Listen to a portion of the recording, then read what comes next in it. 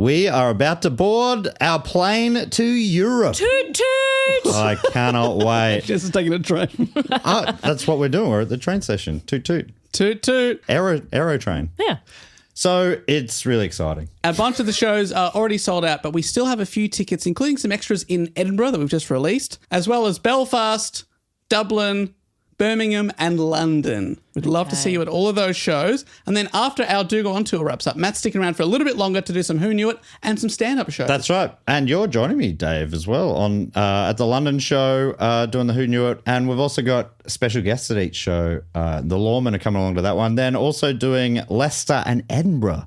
I absolutely can't freaking wait. Never been to Leicester before. Really excited. Got some cool guests. Haven't been fully locked in yet, but they sound like they're going to be sick. So if you want tickets to any of these shows, go to dogoonpod.com and we'll see you there. Hey, I'm Ryan Reynolds. Recently, I asked Mint Mobile's legal team if big wireless companies are allowed to raise prices due to inflation. They said yes. And then when I asked if raising prices technically violates those onerous 2-year contracts, they said, "What the f*** are you talking about, you insane Hollywood ass?" So to recap, we're cutting the price of Mint Unlimited from $30 a month to just $15 a month. Give it a try at mintmobile.com/switch. $45 upfront payment equivalent to $15 per month. New customers on first 3-month plan only. Taxes and fees extra. Speed slower above 40 gigabytes. See details. Holiday shopping is here, and Amazon Live has got you covered. Shop for the perfect gift from the comfort of your home with Amazon Live's shoppable video experience. Discover the hottest products from influencers and shop while you watch. This season, join Candy Burris from Real Housewives in her holiday Amazon Live series, Generation Face Off, where Candy, her mom, Mama Joyce, and daughter Riley share their favorite stocking stuffers and go-to gifts across fashion, beauty, and more. Watch and shop new episodes of Candy's series, Generation Face Off now by going to amazon.com/candylive. That's amazon.com/candylive. For a limited time, use promo code CANDYLIVE for $5 off an eligible product featured on the first episode of the series. That's KANDILIVE. Promotion expires on December 25th, 2024. Limited supply of goods. Terms and conditions apply. For full promotion terms and conditions, go to amazon.com/candyterms.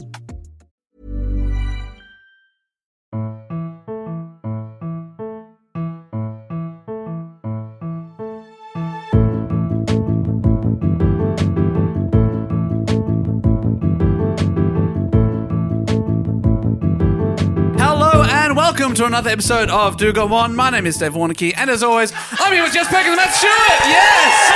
Hell yeah! Dave, so pumped to be here. Cheerful Earful Festival. That's right, we're live at Cheerful Earful from Stupid Old Studios, and it is also Blockbuster-tober! /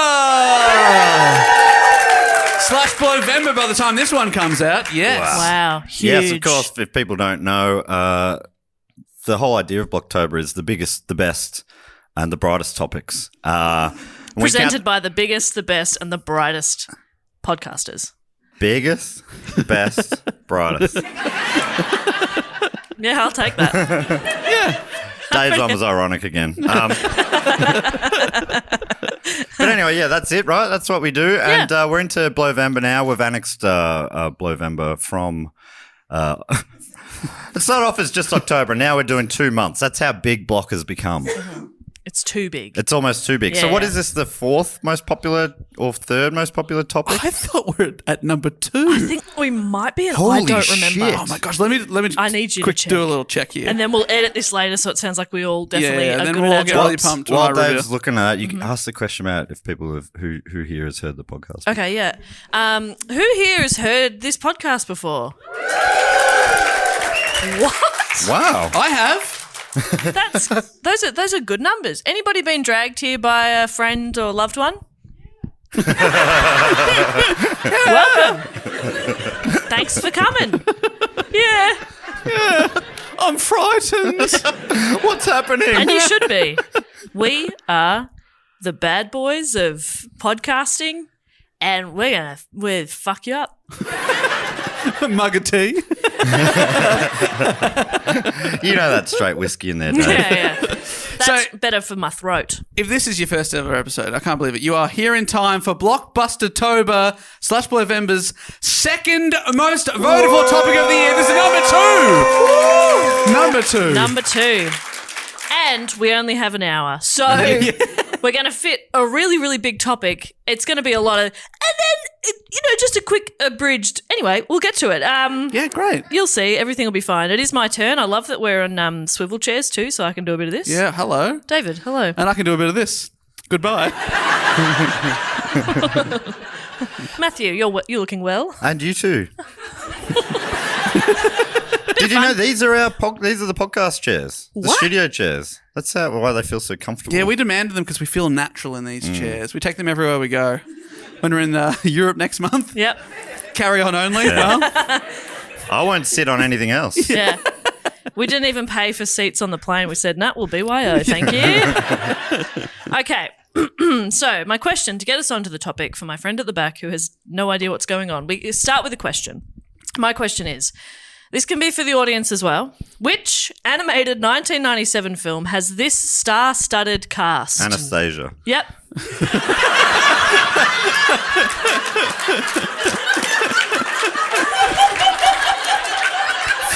Wow, you are like a walking, talking IMDb over there. That is incredible. Where were you when you first saw the film? Well, my younger sister got it on...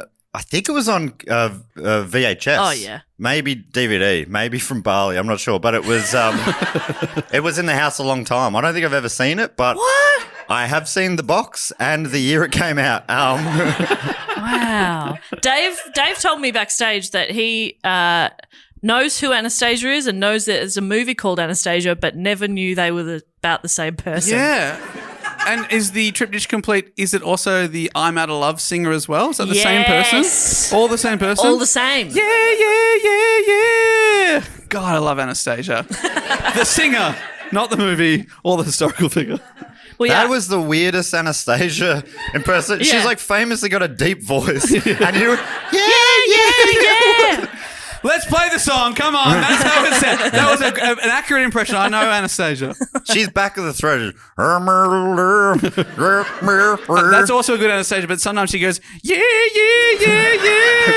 Uh-oh. And you know. That's that right? Yeah. Thank you. Yeah. I Yeah. love it. I was honestly, that was meant to be a joke answer, Anastasia the movie.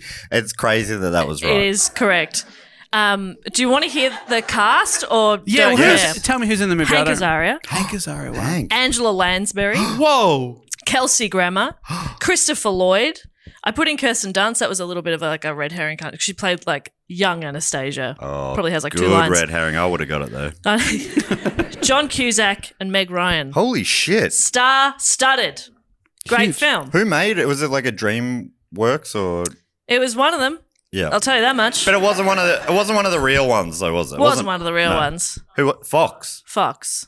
Thank you so much. I have been growing into my head and sorry, is that? I thought I was getting a little compliment from the front row. Absolutely not. I didn't get that at all. Thank you so much. What is he talking? Fox. Oh, you're a fox. Yeah. That's just so the opposite of the truth. I was like, this can't even be real. Okay, so then who is a fox? Fox material right here. Okay. Sorry. right. That's all so confused, but I love it. So our second most voted for topic. Yes, is it the movie Anastasia? What's happening? It's unfortunately not the movie. It's the real person. It's the Grand Duchess Anastasia Romanov and her many imposters. Ooh. Well, mostly one, but there were others. Anyway, so this is, did anybody else like watch that movie quite a lot as a child? Yeah. Right. So, but I knew not a lot about the real person other than Meg Ryan's beautiful portrayal. Right. Fantastic. Just gorgeous. Yeah, lovely stuff, beautiful music. Do yourself really? a favour. Go find that VHS Does or it- Bali DVD. Is this normal for cartoons from our childhood to be based on real things? Surely not. The Seven Dwarfs? Well, I mean, Is that yeah. Lion King obviously is real. Bloody hell. Yeah, shit. Okay, there's a few, but we also had childhoods at very different times. Yes. So I can't answer that on behalf of us because I'm Yes. incredibly young. Yeah, you know the Anastasia story from the cartoon. I know it from my mate Anastasia. She filled me in. We used to catch up for coffees. Anyway, okay, so here we go. This is the story of Grand Duchess Anastasia, who was born in 1901, the fourth daughter of Tsar Nicholas II and Tsarina Alexandra. Nicholas II was a descendant of the House of Romanovs. They were the reigning imperial house dating back to 1613. They'd been around for quite some time. Fun fact, they achieved prominence after Anastasia Romanova married Ivan the Terrible, the first crowned Tsar of Russia. Right. That was just a name I recognised vaguely. Yeah. And thought somebody will make sense of that. Is that? Do you know why he's terrible? Is it? Oda. Oh. Yeah. Oh. Dave the Terrible. I'm sitting in my own pong. But Romanova married Ivan the Terrible. There's a lot of Anastasias, a lot of Nicholases, a lot of Alexanders. It's very confusing. Well, there's only one Ivan the Terrible, isn't there? That's true. There is something to be said about smelling really bad. That's what I'm going for. Anyway, so baby Anastasia comes along and everyone is very, very disappointed. Another girl, yuck. Oh, I see. She wasn't a particularly disappointing girl. She was just a a girl in Yeah, general. yeah. They were like, for fuck's sake, they had 4 girls and like, fucking hell. Because they wanted a boy who could be obviously the heir to the throne. And so her father went for a long walk to compose himself before going to visit his wife and their newborn child for the first time. He's at long walk muttering to himself, fucking girl, fuck, not again, Jesus, come on, sperm, come on. Come on. Come on, you'll be a masculine sperm, you boy. Come on, boy. Yeah. Yeah, something like that. Oh, that having a chat to his sperm. Come on. A writer by the name of Burton Holmes wrote, Nicholas would part with half his empire in exchange for one imperial boy. An imperial boy. That's a measurement. I'm a metric boy, but don't feel too bad for them though. I didn't, but anyway, they had a boy, Alexei, 3 years later. Thank God. None of these stinking girls. Disgusting. Despite their position in Russia and their wealth, the Tsar's children were raised as simply as possible. They slept on hard camp cots without pillows, they took cold baths in the morning, and they were expected to tidy their rooms and do needlework to be sold at various charity events when they were not otherwise occupied. I think it was like a sweatshop. Yeah. What is the point of being a royal if you have to have a cold bath? Fully agree, yeah. No wonder he smelt so terrible. Yeah. He's like, it's warm or nothing. Yeah. Oh, my God. Anastasia was short, blonde-haired and blue-eyed and was a vivacious and energetic child. A governess to the 4 Grand Duchesses said one person commented that the toddler Anastasia had the greatest personal charm of any child she'd ever seen. A toddler? Until 1990. Dave. Yeah. Wow. I came along and I was charming that hospital room. Personal charm. You should have seen Dave's mum arrive at the hospital. She walked up, straight in her bed, thump, straight out. So it was the coolest shit those midwives had ever seen. Straight out, and I didn't walk. I moonwalked out. Womb walked. No. That's pretty good. No, that So was always good. something That was there. pretty good, yeah. So she was this very naughty, very funny, chaotic, witty, very lovable child. See how he was really cool and smooth before? It does feel like a real yin and yang thing going on, doesn't it? The coolest man in the room and Poindexter over here. God, I've never been cool before. This is awesome. I feel powerful. Yeah, I think you're going to ruin it any minute. I thought it would go down lower. Turns out it was already pretty low. Okay. Hey. Stop flirting with the audience. Never had this before. Please do go on. A second question for the audience. The 1997 film, Anastasia, Christopher Lloyd voices which character? Rasputin. Oh. wow, previous topic. Have we done Rasputin? We've done Rasputin. We did it live for 100 Episode episodes. 100, and I'm pretty sure Anastasia, Oh my God. came up at that episode too. We are predictable. We are so predictable. Because we could name 2 of our songs, and we're like, are there any others? And a guy without a beat up the back yelled out, "Left outside alone." Like it was the moment he'd been waiting for his entire life. It was the coolest thing. That's so fun. And Christopher Lloyd, of course, is the Doc in Back to the Future, another early episode of ours. That one I remember us doing. Did not know we'd done Rasputin. Remember we talked about his magic dick? What? Yeah. And here's the thing. I've got a little section on him. Do I need to do it? But does the dick come up? In a way. Did you know, fun fact, Magic Dick is the name of the harmonica player from that band that sang Whamma Jamma? What's Anybody think that was fun? Jay Giles Band. That's my dad who told me that fact. So handy to have him here. Very disappointed in you. He might have also been the guy left outside alone. It was a very similar tone. I do think it was another one of your It relatives. was. It No, was. but that was a different show. Oh, do you reckon it was that one as well? Because you remember there was another show where another one of your family members heckled, but it was very good. It was like it made the whole show better. Yes. Unlike you. Anyway. The person who hasn't heard a show of this before, so this is the most convoluted, dull, self-referential bullshit I've ever seen. Yeah. And we've been doing this for nearly 10 years. Every episode we get one of Matt's family members to come in, yell something out, and then we work with it. That's what we do. It's improv, baby. Sorry, Rasputin, you can give us a recap. It's talk been about years. him for long. It was just that as a kid who loved this film so much, I was like, wow, he was real. I want to know more about, you know what I mean? Anyway, so Grigory, Rasputin. You didn't know he was real, even though we did an episode on him. I don't know a lot of things, Dave. Yeah, good. Sorry, please tell us And I about. don't Did you know say his why name's that- Grigory? Yeah. That's sick. Grigory.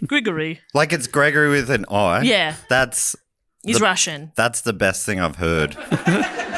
Since that magic dick thing I said just before.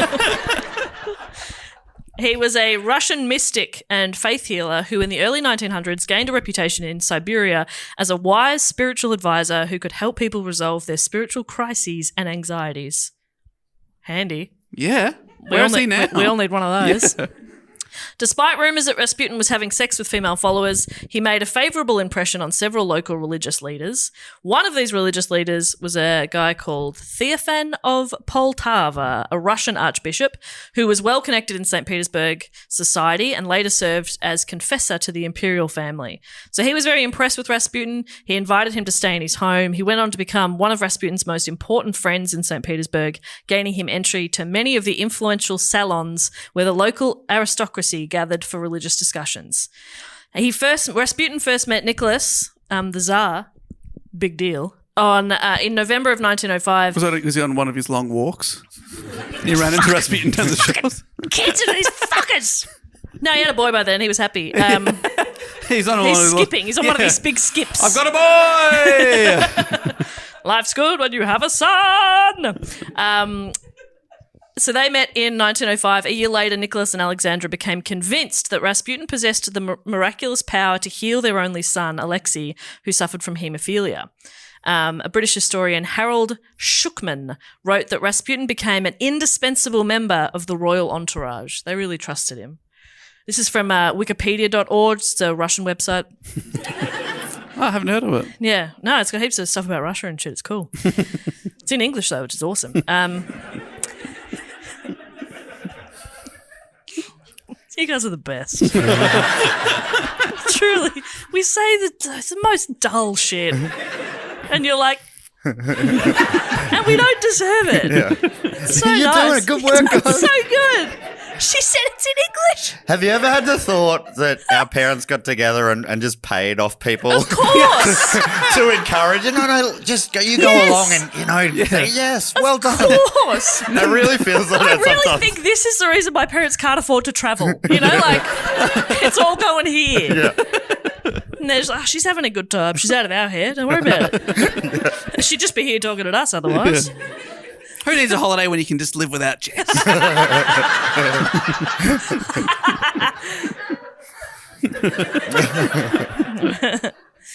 During the summer of 1912, Alexei developed a hemorrhage in his thigh and groin after a jolting carriage ride near the imperial hunting grounds of Spala, which caused a large hematoma. I don't understand most of those words. In severe pain and delirious with fever, Alexei appeared close to death. In desperation, Alexandra asked someone to send Rasputin, who was in Siberia, a telegram asking him to pray for Alexei. Rasputin wrote back quickly, telling the Tsarina that God has seen your tears and heard your prayers. Do not grieve. The little one will not die. Do not allow the doctors to bother him too much. Tell the doctors just back off. Take the afternoon off. Chill. Anyway, the next morning, Alexei's condition was unchanged, but Alexandra was encouraged by the message and regained some hope that he would survive. His bleeding stopped the next day. Whoa. Explain that. Explain that. You can't. Is it because he died? Problem solved. He's not in pain, is he? The doctor comes out. The good news is the bleeding has stopped. Bad news is Bad news is he'll never bleed again. Anyway. I've got to go. One of the physicians who attended Alexei, Dr. Fedorov, admitted that the recovery was wholly inexplicable from a medical point of view. Ooh. Holy Holy? No. Okay. Later, that same doctor admitted that Alexandra could not be blamed for seeing Rasputin as a miracle man. Rasputin would come in, walk up to the patient, look at him, and spit. No other context given. The bleeding would stop in no time. How could the Empress not trust Rasputin after that? Yeah. Makes sense, doesn't it? Anyway, so the family, the imperial family, they believed in Rasputin's healing powers, and that brought him considerable status and power at court. But he soon became a controversial figure. He was accused by his enemies of religious heresy and sexual abuse, was suspected of exerting undue political influence over the Tsar, and was even rumoured to be having an affair with the Tsarina, Alexandra. Is that what the queen, this Tsar queen is called, the Tsarina? Yeah. That's sick. Isn't that cool? Is that something that everyone knew already? I've never heard. Yep. No, I feel like I've never heard that before, but almost definitely in the Rasputin episode. We probably had this exact moment. Do you think I should start listening to this podcast? Yeah. Oh, I've listened to early episodes and I want to strangle myself. Honestly, we could be replaced by a soundboard with like 6 buttons. One of them's me going, oh, I didn't realise that. One's just me going, because let's be real, that's my main contribution. Eventually, a group of nobles decided that Rasputin's influence over Alexandra threatened the Russian Empire, and they conducted a plan to execute him. The story goes that Rasputin was offered tea and cakes laced with cyanide, and yet he didn't die. Explain that. Explain that. Then he asked for wine, also had cyanide in it, still didn't die. They're like, what the fuck? He's only getting stronger. Yeah. Then he asked for a shot of cyanide. Didn't die. And they were like, great. Yeah, for sure. Yeah, we got heaps of that. Yeah. They're trying to poison him, won't work. So then they shot him. And he still didn't die. And they shot him heaps and dumped him in a river, and he died. He definitely died. But that was sort of the story that went. Modern analysis says most of this is probably not true. I reckon they just like shot him in the head and he was dead. But there were stories for a very long time that like he was unkillable right up until they killed him. I mean, most people are, to be honest. No, but he was like extra unkillable. So not like I said, not super duper important to this story, but I had to include him, even though apparently we have a whole fucking episode on it.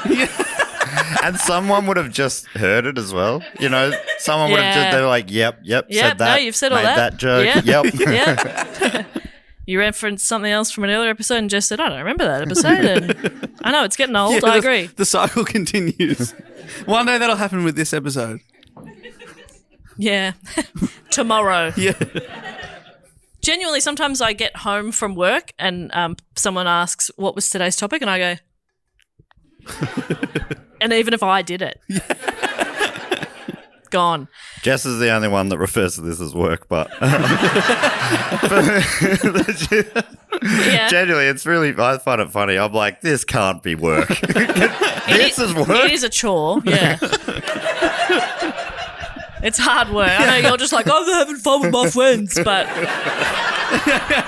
genuinely, we're not having fun with our friends. But Jess has to work with us, and she's like, this is awful. It is work. Okay, it's very valid work. Thanks for putting up with that. That's why. But ANZ doesn't think so because they would not approve me for a credit card. That's true. They were like, this seems bullshit. Yeah. Oh, you're a podcaster. Okay, cancel, Delete. cancel. In fact, we're closing your bank accounts. Okay, yeah, no, fair. Okay, so what happens next is the Russian Revolution. Again, a pretty big time. Have we done that? Fucking probably. A very big, very, very big thing that I will try to summarize. So Tsar Nicholas II, he had been Emperor of Russia since November of 1894. Prior to the start of World War I, he'd suffered humiliation in the Russo-Japan War of 1904 to 1905, which combined with domestic economic problems had led and Rene Russo. Because I was like, how do you say this? And I looked it up on YouTube and the first person said Russo Japan. And I went, like Rene Russo. And I don't care if they were wrong. It's Russo now. Russo took on Japan. It was crazy. It was like a pretty close battle. Yeah. It was actually sick. Yeah. Rene was on fire. Like full Rambo'd it. Yeah. It was fucking cool, actually. Is anyone familiar with Rene Russo? An actor from the past? Well, from 1904.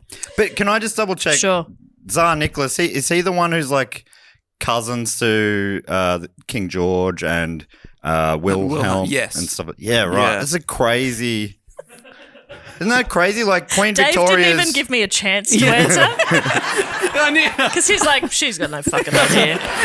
Well, no, because I Dave didn't did want to do... say. I thought you'd be like, I don't know. So I thought we'll pretend that Jess does. Yes, Jess and I agree, yes. Because, you did a whole quiz show about Queen Victoria and they're all her grandkids or something? Yeah, that's right. Yeah, amazing. Real interesting and fun. And that's what you come to these shows for. Anyway, so there'd been the Rene Russo Japan War. And then there was like a lot of economic problems. It led to a wave of unrest and then the Russian Revolution.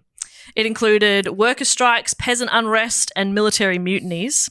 To appease the unrest, the Tsar reluctantly enacted reforms, such as establishing the State Duma, which is like a democratic parliament, and the Russian Constitution of 1906. Despite popular participation in the Duma, the parliament was unable to issue laws of its own and frequently came into conflict with Nicholas, who continually undermined its authority and dissolved the Duma 3 times just to like keep people he liked in it. And every time they'd come up with something, he'd go, no. He's like, yeah, okay, you want democracy. Cool. Here you go. Have your little thing. You guys can make some decisions. That's a really cute decision. No. And I like that. But some people didn't like that. So is that apparently, correct? Whoops. They basically set up an SRC council, like. So they meet with. Were you ever on it? I was on it one year in year 9, and we'd go to have a meeting with the principal, and we're like, so the students, we want a deep fryer in the canteen. How was a pizza oven in the canteen? And the Alf, what was his name? Alf, the principal, was like... Your principal was just called Alf? Was he a puppet? What are you... I think that's right. It was a long time ago, I got to tell you. But Alf. He loved eating cats. But he'd pretend like, interesting. Yeah, I'll put it to the board and we'll talk about it. But obviously never, he's like writing down... Yep. Because it's the same thing every time. He must, like, ahead of that meeting, have bets going with the other teachers. Like, what do you reckon it'll be? Pizza oven or deep fryer? Every time. Because as a kid, you're like, this is how we really affect change. Yeah, you walk in there, you're like, we want school to start at 11 a.m. every day and only have 2 periods and then we all get to go home and a water slide in the canteen. then Alf's like, yeah. Yeah, that's a great idea. I'll write that down. Yeah, Brother Alf. I'm pretty sure it is. Brother Alf. I'm pretty sure that's Hey guys, I'm cool. Call me Brother Elf. Yeah, come on, hit me. Wax with me, man. What do you want? Deep fry? Yeah. Chicken rolls, they're cool. I'm Brother Elf. I'm a cool principal. So he's like that to an entire but probably government. a little less cool. Yeah. Because he's quite a conservative leader. He had a very sort of strict authoritarian system. He saw himself as a saintly and infallible father to his people, which I think is a cool way to view yourself. An infallible father. I'm like your cool dad. I'm your Brother Elf. Sitting backwards on a chair. Yeah. Nicholas, what the hell are you talking about? Don't call me Nicholas. Call me father. In the lead up to World War I, rapid industrialisation in the cities led to overcrowding and poor working conditions in the factories. Peasants in the rural areas were also struggling to survive on small plots of land. Thankfully, the Tsar thought joining World War I would solve a few of his problems. He's like, people are pretty upset and there's a lot of unrest. Let's get in on this war. Distract them. They'll love it. He thought it would restore their prestige after the embarrassing Russo-Japan war that didn't go very well for them. He's like, that'll be cool. We'll look like we're pretty badass. He also believed it would mitigate the social unrest over the persistent issues of poverty, inequality, and inhumane working conditions. Yeah. I'm not really sure how that would Get work. them in the but trenches. Yeah, that's He's right. like, then you'll That'll love make- these fucking conditions. Poverty feels awesome now. Yeah. You do know we've done a 2-part episode about World War One. I was definitely listening. Instead of restoring Russia's political and military standing, World War I led to the slaughter of Russian troops and military defeats. It did not go super well. So the Tsar made the situation worse by taking personal control of the Imperial Russian Army in 1915, which he did not have the skills or qualifications to do. He was like, I'll handle this. So he took charge, which is always good. By the end of 1915, there were many signs that the economy was breaking down under the heightened strain of wartime demand. The main problems were strikes, crime, food shortages, rising prices. Working class women in St. Petersburg reportedly spent about 40 hours a week in food lines. They're doing a full-time job just trying to get food. It's fucked. Want to be a good restaurant. Sorry, what's the wait? It's about 40 hours. Perfect. Yeah. No, we'll join the line. Thank you. Their gnocchi is to die for. What was the first thing I thought of was gnocchi? That is fancy. But it's funny. And Russian. I was trying to think of I was trying to think of like a fancy food person, and the first time I'm like, I was going to say Matt Preston recommended it. Ooh la la. He wears cravats. There's nothing fancier. That was Fair actually a call. very good instinct you had. Thank you so much. He's a fancy guy. He's a fancy man. Anyway, so there were huge protests. There was a big demonstration that coincided with International Women's Day, as people were already out sort of like, demonstrating for women. And then there was just got added to, so there's just a lot of people out in the streets. Can I just say I would have been at that. It's the kind of thing I'd go to. It does. A Women's Day. Yeah. When is International Women's Day? Oh, for me, every day.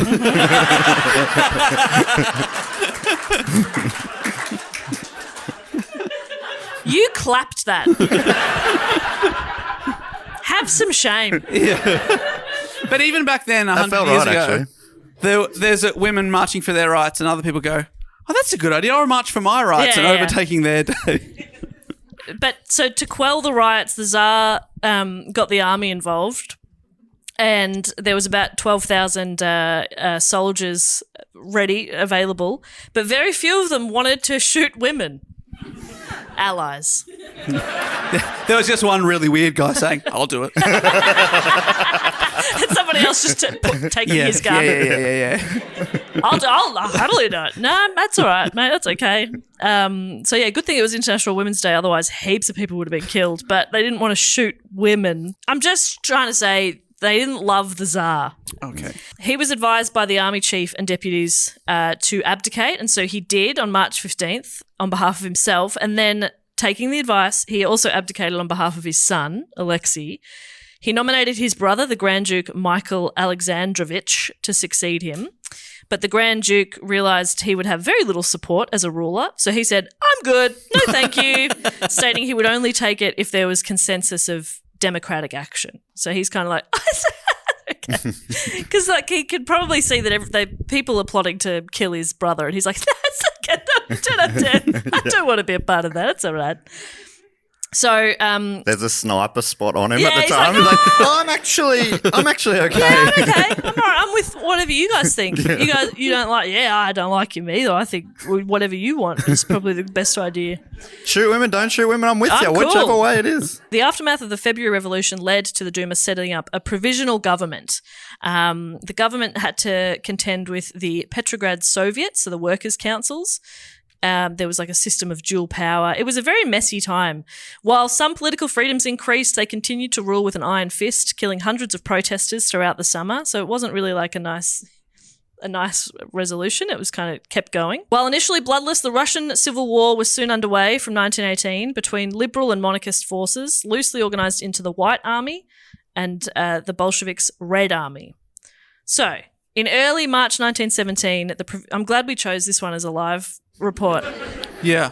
We thought, which ones are going to make good live report? This is a good one. I am loving There's it. so much war, and I've just gotten to the subheading death. So that's, It says death on your screen.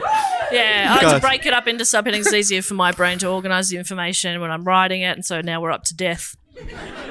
So that's good. In March 1917, the provisional government placed Nicholas and his family under house arrest in the Alexander Palace. Oh, so sad. Remember Beck Judd in lockdown? Being like, let us out. Let us out of our $1 million homes. I've got children in their own wings and it's hard. It's that kind of vibe. Yeah. They're in house arrest but in a fucking palace. She sounds like Anastasia. Let me out of my mansion.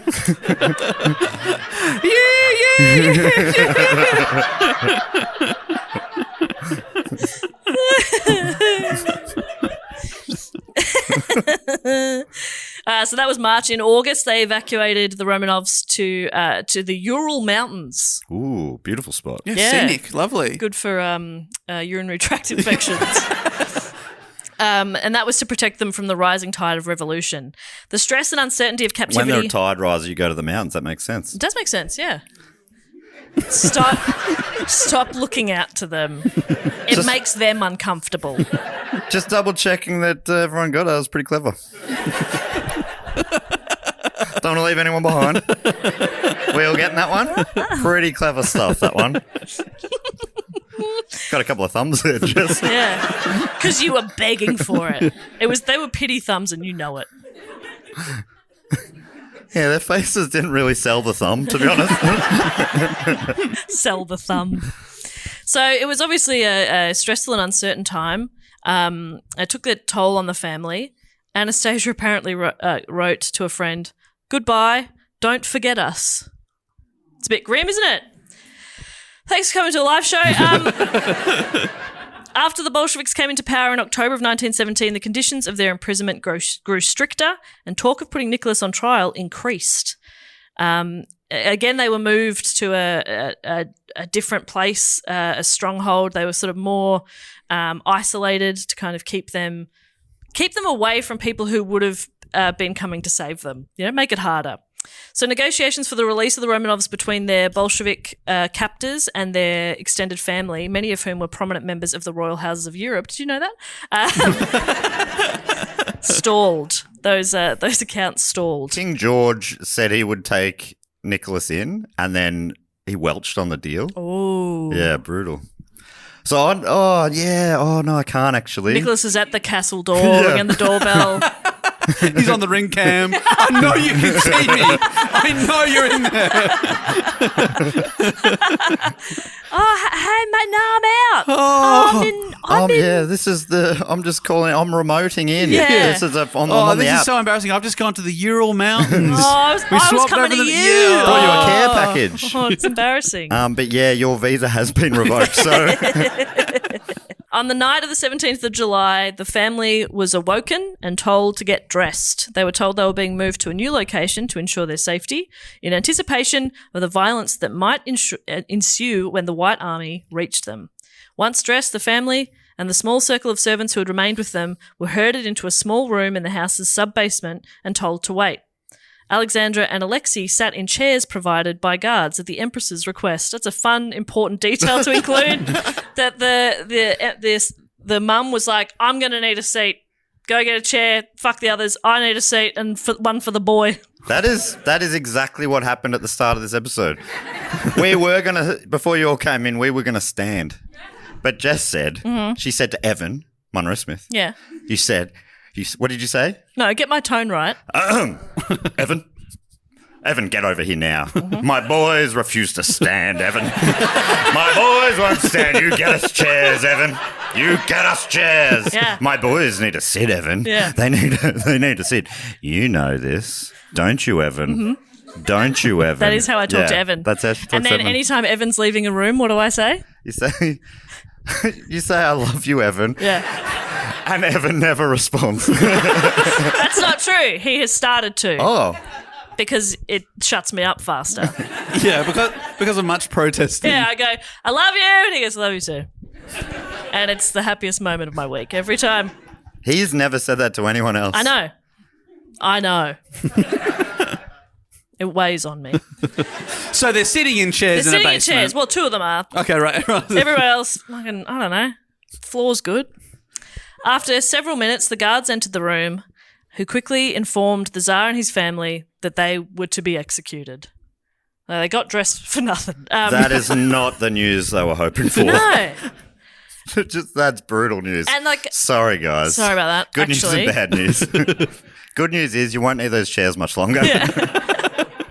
And here's the thing too. And we've only got an hour. I'm packing a lot in, but there's incredibly detailed resources about okay, so this person was shot first, and then they didn't quite die, so they bayoneted them for a bit, and then you'll skip over that though, won't you? Yeah. You probably won't bring that bit up, will you? I purposely left it out and then told you about it. And I am sorry for that. Basically, the Tsar had only time to say, "What?" and turn to his family before he was killed by several bullets to the chest. And then the rest of the family killed quite quickly as well. According to Edvard Razinski and Dmitry Volganov, oh my God, those are good names, the orders came directly from Lenin. However, this claim has never been confirmed. Not John, no. I thought better of it. I did think better of it. I think that really showed growth from me. Honestly, yeah, my brain is saying it's got a dog shit thought 5 every 10 seconds. Yeah. And most of them I don't actually say. Yeah. And that's what people don't realise. Yeah. People like, God, he says a lot of dog shit stuff, but he thinks even more. Yeah. Imagine being in there. Oh, God, yeah. It's not good. It's not a good place to be. Either because I'm a pretty good audience, so I actually do enjoy a lot of it in my head. Yeah, you are your biggest fan. Not bad, but probably not good enough for Jess. Yeah, I'm the real taste maker of the group. All the thoughts are also, that word means something else. Well, that word means something else. So yeah, an entire family was killed, really violently and aggressively, and very sad. But within a few years, was Paul McCartney involved? Yeah. Even when John's in charge, they claim it as a Lennon McCartney. Yeah. I'm trying to build. Hang on, I'm going to build some a bit of Oh, you want me to shut the fuck up? just for one sentence. Oh, okay, yeah. Yeah, that's okay. And then let the dogs fly I'll or do my something. best. Within a few years, rumours would swell that perhaps one of the Grand Duchesses got out of there alive. Ooh. That's awesome. I It would wonder- be so funny if it's not Anastasia. Well, it's funny you say that. In February of 1920, a young woman attempted to take her own life in Berlin by jumping off a bridge into the river. She was rescued by a police sergeant and taken to hospital. As she was without papers and refused to identify herself, she was admitted as Fräulein Unbekannt, Miss Unknown. Oh, great drag name. Very good.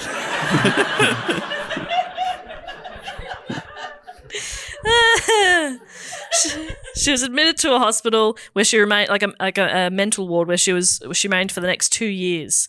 The unknown patient had scars on her head and body and spoke German with an accent described by medical staff as Russian. Ooh. Huh. It's interesting, isn't it? People speak in multiple languages. That could only be one person I'm aware of. Your wife is bilingual. What now? No. I've just upped the threshold slightly higher, and that one did not pass it. Okay. That's good. This is from Refinery 29. Meanwhile, European newspapers reported strange rumours out of Russia. One of the imperial daughters, it was said, had escaped the basement alive.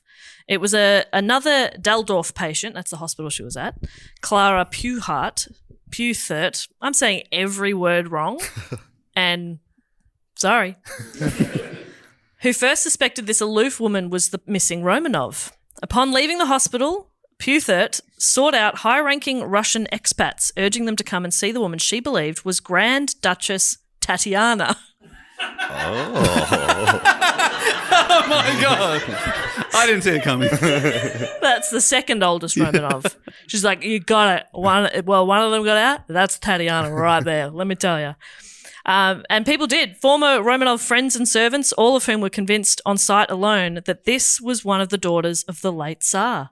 They looked at her and went, yeah, that's Tatiana. That's so funny. On site alone. I could recognise a lot of people I've worked for on site alone. Someone you knew for quite a long time. You reckon you could I live with recognise them. them? I reckon I could, spot them. What about yesterday when you got here and someone was sitting on the couch there? What happened then? Well, I do have to get up pretty close. It's dark in my defence, but Esteban, who's one of the great cameramen here, I really had to get up close to his face. Honestly, I was like, oh, hey, mate. So lucky I knew him. Because if it was a stranger, I reckon, and, the vibe was right, I might have been made out with. But Finally. someone just going for it. I don't know, I guess. That's what I do. Captain Nicholas von Schwab, a former personal guard to the Dowager Empress, which is Anastasia's grandmother, showed her old photos of the family, watching as she went red and increasingly upset but refused to speak. Only later that night did she tell the nurses, the gentleman has a photo of my grandmother. Ooh. So they're like, this is freaking Tatiana. That's crazy. But there were those as well who denied her connection to the Romanovs. Baroness Sophie, what is that name? That is a wild name. God, that doesn't sound German or Russian to me. I'm confident you haven't pronounced that right. Baroness fuck me dead. Do you say the Bucks? I think Baroness Sophie Boxhoveden. I wasn't far off. I'm just going to call her Baroness Sophie. She comes up a couple of times.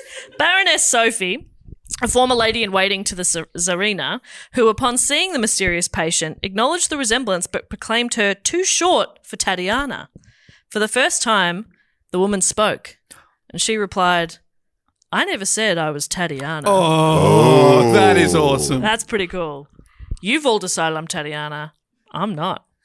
And remember, Anastasia was short. I know.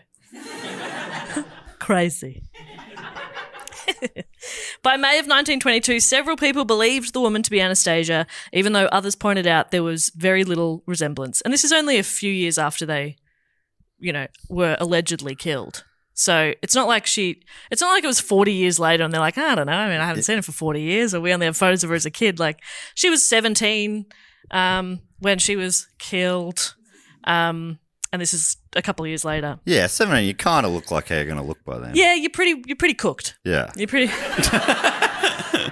fully cooked.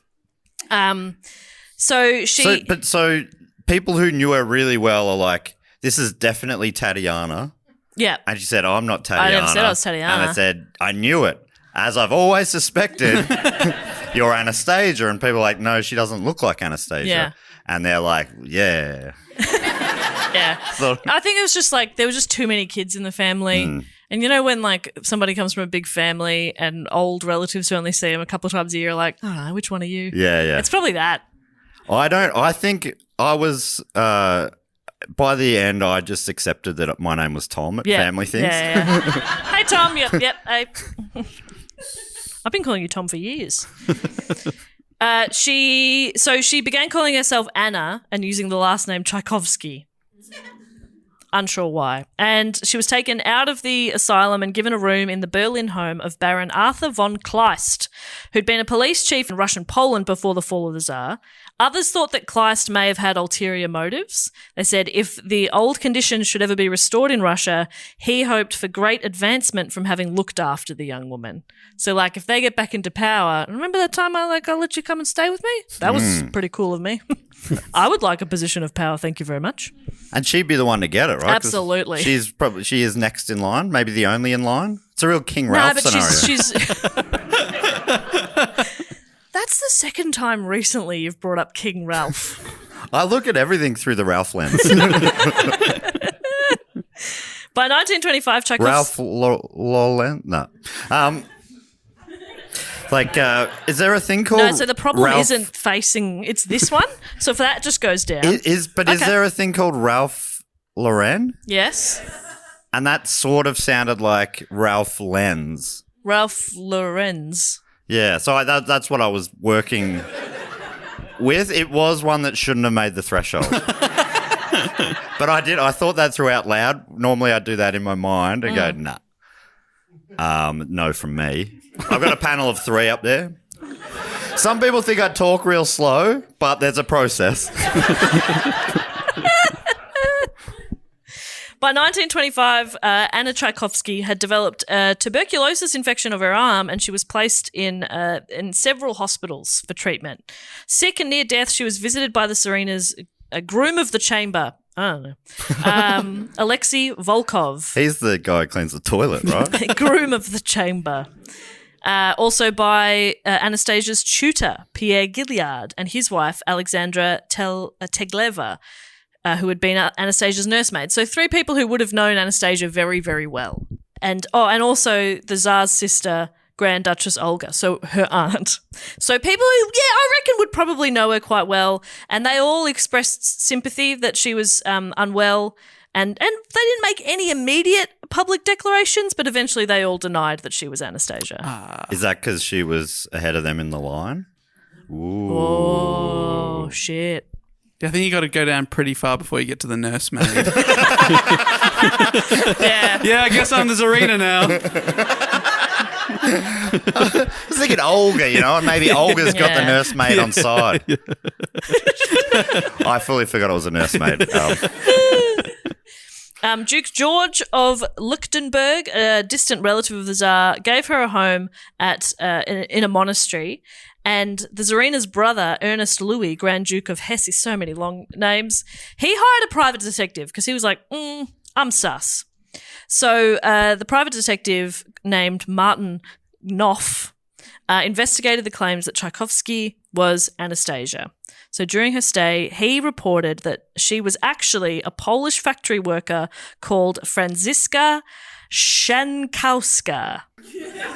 That got a gasp. Did you hear it? But didn't this family also work in a factory of sorts? Aren't they needlework and stuff? It could be. Like in their castle, yeah. They would do needlework as a hobby. That's true. Same thing. Szankowska had worked in a munitions factory during World War I when shortly after her fiancé had been killed at the front, a grenade fell out of her hand and exploded. She'd been injured in the head and a foreman was killed in front of her. She became apathetic and depressed, was declared insane in September of 1916 and spent time in 2 different mental asylums.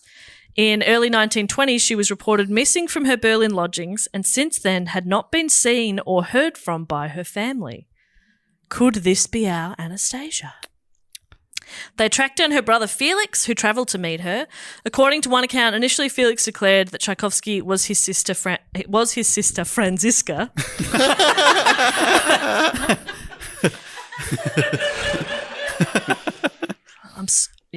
I'm doing my best. He said there were physical differences. She didn't recognise him. Nah, that's not my sister.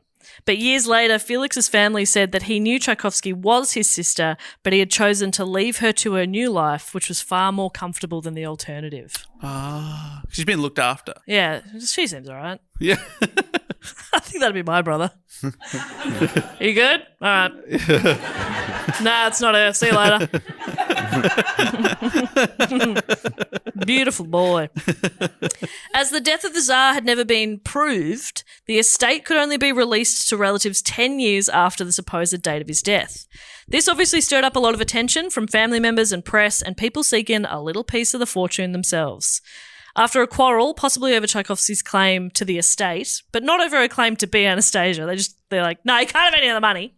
Tchaikovsky was moved to the Garden City Hotel in New York under the name Mrs. Anderson, and she would subsequently be known as Anna Anderson, so her name changed again. In October of 1928, after the death of the Tsar's mother, the Dowager Empress Marie, the 12 nearest relations to the Tsar met at Marie's funeral and signed a declaration that denounced Anderson as an imposter. They were very threatened by her existence because so many people did believe that she was Anastasia. So from early 1929, Anderson lived with Annie Burr Jennings, a wealthy Park Avenue spinster happy to host someone she supposed to be the daughter of the Tsar. For 18 months, Anderson was the toast of New York City society. But then a pattern of self-destructive behaviour began that culminated in her throwing tantrums, killing her pet parakeet, and on one occasion, running around naked on the roof. That's very royal behaviour. Very royal. Yeah. Wasn't this child like a charismatic toddler though? It doesn't make sense. She was a naughty, a bit chaotic, funny kid. So running around naked on a roof does track. Killing parakeets. That's naughty. That is naughty. Knock it off. That's cheeky. That's cheeky, that is. She was once again taken to an asylum where she stayed for around a year before being sent back to Germany. Eventually, a friend of a friend, Jack Manahan, paid for her to return to the United States. She entered the country on a 6-month visitor's visa, and shortly before it was due to expire, Anderson married Manahan, who was 20 years her junior, in a civil ceremony right before Christmas of 1968. Jack Manahan enjoyed this marriage of convenience and described himself as Grand Duke in waiting or son-in-law to the Tsar. The couple became well known in the Charlottesville area as eccentrics. Though Jack Manahan was wealthy, they lived in squalor with a large number of dogs and cats and piles of garbage. In 1979, Anderson was taken to Charlottesville's Martha Jefferson Hospital with an intestinal obstruction, and a gangrenous tumour and a length of her intestine were removed. Ooh. Not nice, but that will come back. Do we know what if they're wealthy? Why are they living like that? Do we know? They're eccentric. Oh, that is eccentric. That is eccentric. Living amongst rubbish. Yeah, and heaps of dogs and cats. But not many parakeets. Not anymore. No parakeets. Although it was a marriage of convenience, the two seemed to actually like each other. Both of them, Manahan and Anderson, were sort of in failing health, and in November of 1983, Anderson was institutionalised, and an attorney, William Preston, was appointed as her guardian by the local court.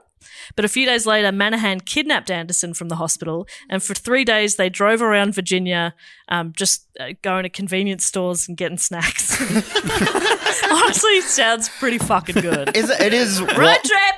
It is so wild to me that this story is still going when convenience stores are around. Yeah. Isn't that crazy? We're in the 80s, the 1980s. That's wild. Yeah, it makes no sense. After they were found, Anderson was taken back to the care facility, and Anna Anderson passed away from pneumonia in 1984, and Manahan died in 1990. But the question remains, who was Anna Anderson? Was she Anastasia? No. Okay, we got an answer. Great. In 91, the bodies of Tsar Nicholas II and Alexandra and 3 of their daughters were exhumed from a mass grave. Mitochondrial DNA was used to match maternal relations, and it matched Prince Philip, Duke of Edinburgh, whose maternal grandmother, Princess Victoria of Hesse and by Rhine, was the sister of Alexandra. I didn't know that. Whoa, that makes it kind of a bit incestuous, some of those relationships, doesn't it? That's weird. I don't know. That is odd. I had not thought of that. I hope that they check that out because I think royals are pretty good with that sort of stuff. Yeah. They're pretty on top of those Yeah. things. Yeah. Huh. Oh. But yeah, crazy. The bodies of Alexei and the remaining daughter were discovered in 2007. And again, they tested the DNA and confirmed that none of the Tsar's 4 daughters survived. All of their remains were found. A sample of Anderson's tissue, part of her intestine, which was removed in that surgery. Oh, someone kept that? Yeah, it was stored at the hospital. Her DNA was extracted from the sample and compared to that of the Romanovs and their relatives, and it did not match. So she was not related to the Romanovs. However, the sample matched DNA provided by Karl Moltke, a grandson of Franziska's sister Gertrude, indicating that Karl and Anna Anderson were related and that Anderson was Franziska. Franziska's sister. Franziska Schakowska. Right. But the sister of that guy that was like, yeah, that's not her. Go live a good life. She was that woman. Yeah, I think so, yeah. Right. Yeah. And it sounds like she Yes, lived a pretty fun life. She saw the world. Yeah. I mean, if you don't focus too much on the details of her home life. Yeah. Sometimes she lived in castles, though. That's pretty cool. Sick. So Anastasia's supposed escape and possible survival was one of the most popular historical mysteries of the 20th century, resulting in many, many books and films and plays and references in all sorts of media. At least 10 women claimed to be her, offering various stories as to how they had survived. Most were very quickly dismissed, but as we've heard, Anna Anderson was believed by many to be the Grand Duchess. Since the 1920s, many fictional works have been inspired by Anderson's claim to be Anastasia. In 1953, Marcel Moret wrote a play based on a book called Anastasia, which toured Europe and America. And the play was so successful that in 1956, an English adaptation was made into a film starring Ingrid Bergman. It's kind of fun. And then there is the 1997 animated fantasy Anastasia, starring Meg Ryan and John Cusack, where, spoilers, it turns out she is Anastasia, which is probably why I thought for a while that Anastasia probably was alive, but no, she was brutally murdered. With her whole family. And that's my report on Anastasia. Yeah, give it up for Jasmine.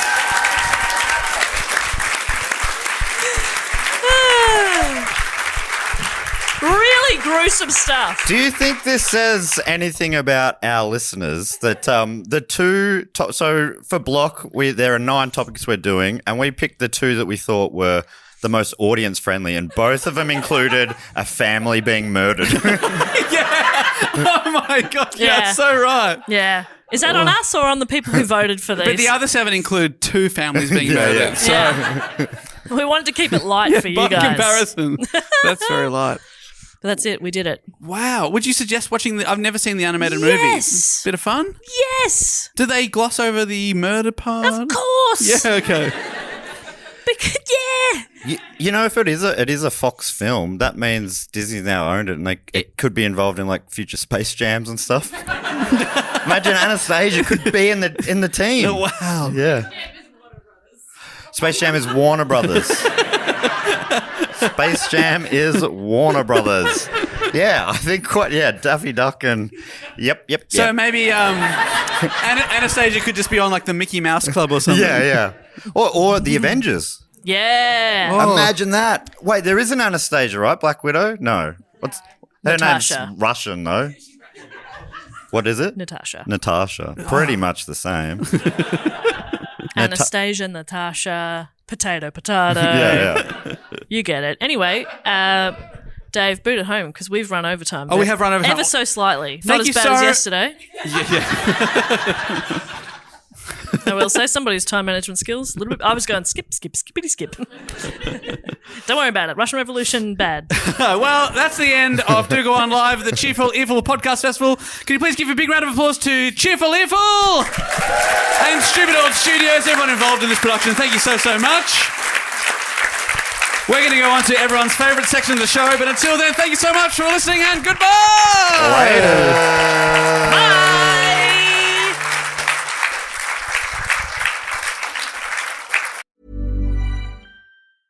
Hey, I'm Ryan Reynolds. Recently, I asked Mint Mobile's legal team if big wireless companies are allowed to raise prices due to inflation. They said yes. And then when I asked if raising prices technically violates those onerous two-year contracts, they said, "What the f*** are you talking about, you insane Hollywood ass?" So to recap, we're cutting the price of Mint Unlimited from $30 a month to just $15 a month. Give it a try at mintmobile.com/switch. $45 upfront payment equivalent to $15 per month. New customers on first 3-month plan only. Taxes and fees extra. Speed slower above 40 gigabytes. See details. Holiday shopping is here, and Amazon Live has got you covered. Shop for the perfect gift from the comfort of your home with Amazon Live's shoppable video experience. Discover the hottest products from influencers and shop while you watch. This season, join Candy Burris from Real Housewives in her holiday Amazon Live series, Generation Face Off, where Candy, her mom, Mama Joyce, and daughter Riley share their favorite stocking stuffers and go-to gifts across fashion, beauty, and more. Watch and shop new episodes of Candy's series Generation Face Off now by going to amazon.com/candylive.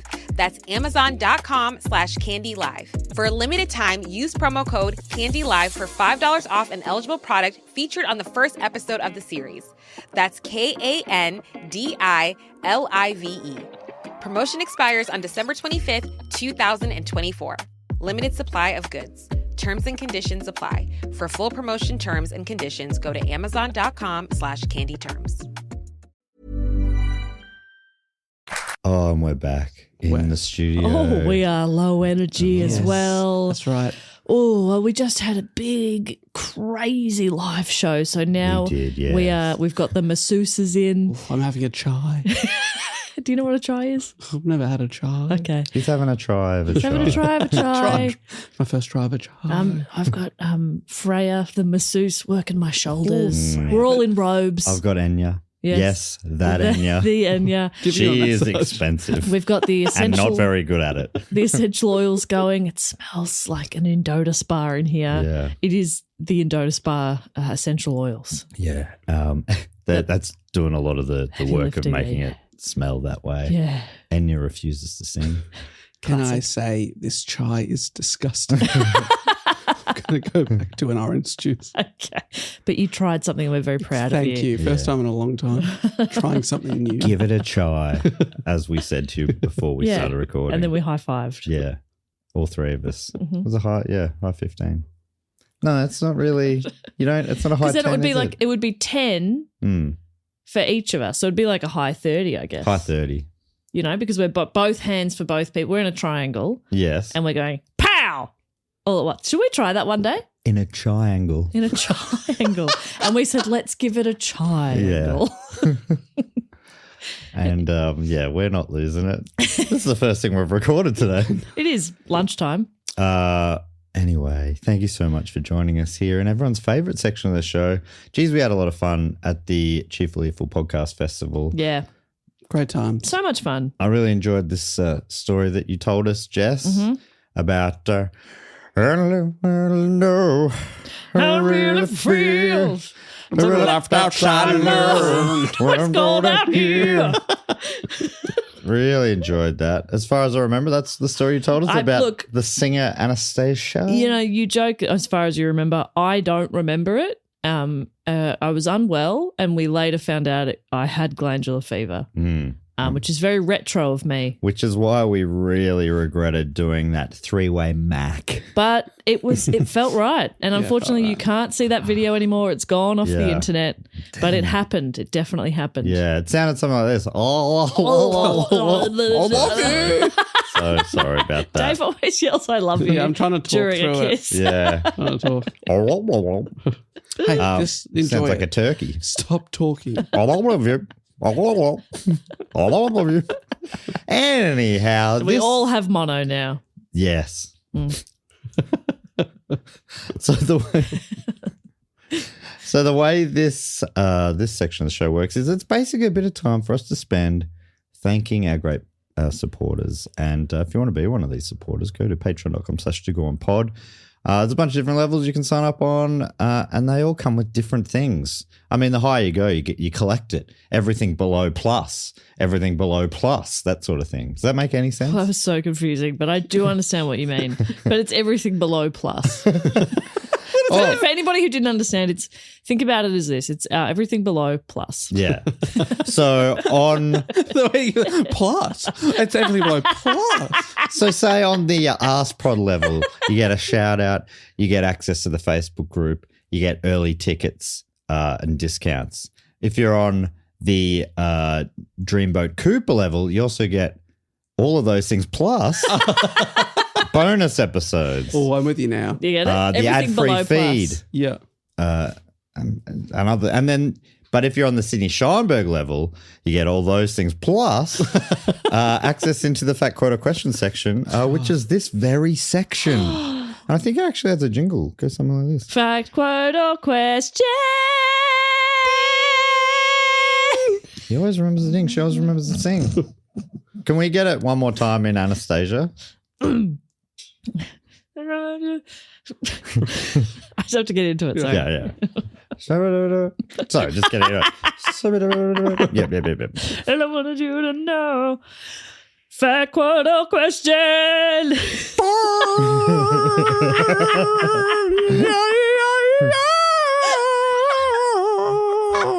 He always remembers the day young. She always remembers the so young. So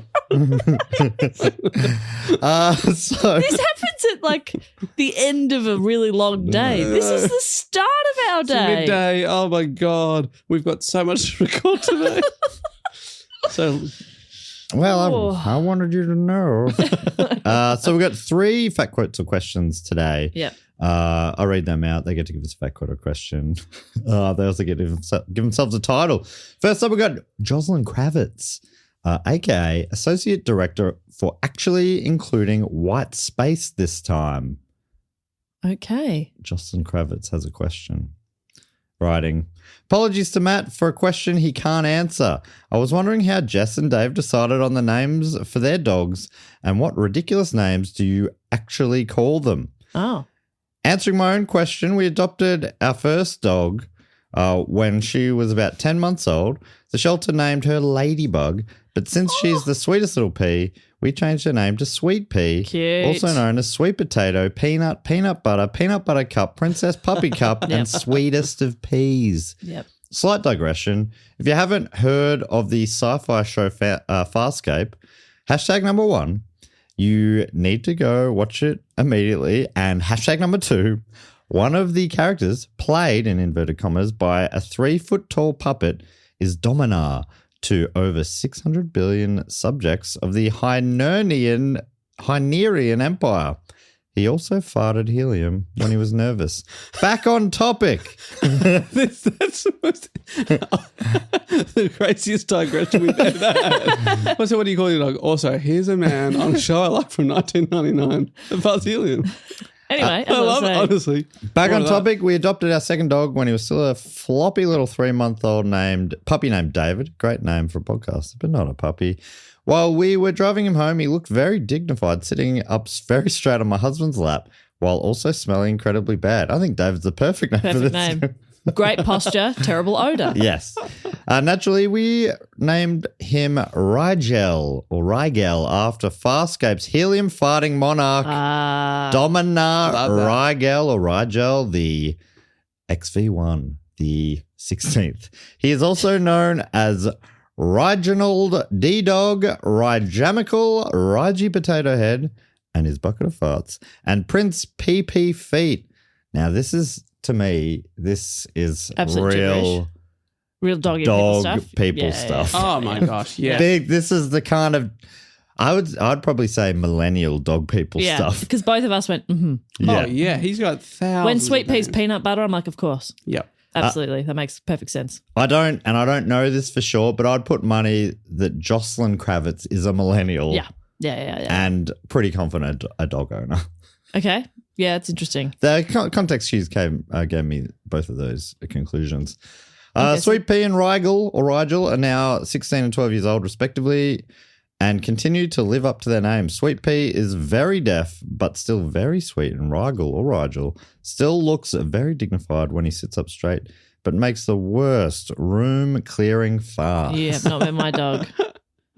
Yeah. Don't make this a competition, Jocelyn. I'll get him into a room and see who makes the other one pass out Because first. the worst part is Rigel's ass is writing checks that your mouth Goose's can't ass cash. can cash. Right. Yeah, I don't really know. I was almost. That's something. Yeah. Well, just has something in it. I think if I had another go, I would probably know. Yeah. It. It had all the bits of a joke. So this was a question. How did we come up with the names of our dogs? What Yes. do we actually call the dogs? Dave.